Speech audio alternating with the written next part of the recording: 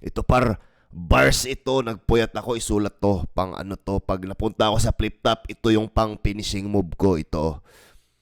Kung ako ay naging makasalanan, hindi ko na ito kasalanan. Alam nyo kung kaninong kasalanan? Ang mundo. Galing tang ina. Oh, boom. 'Di ba?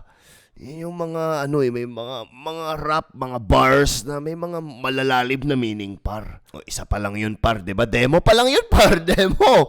Ito ha, ito pa isa pa. One part, ma'am. Pinanganak ako para maging magaling magtugma.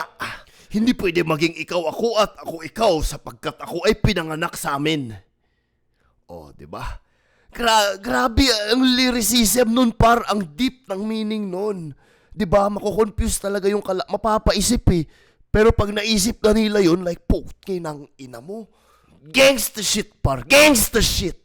This shit is gangsta.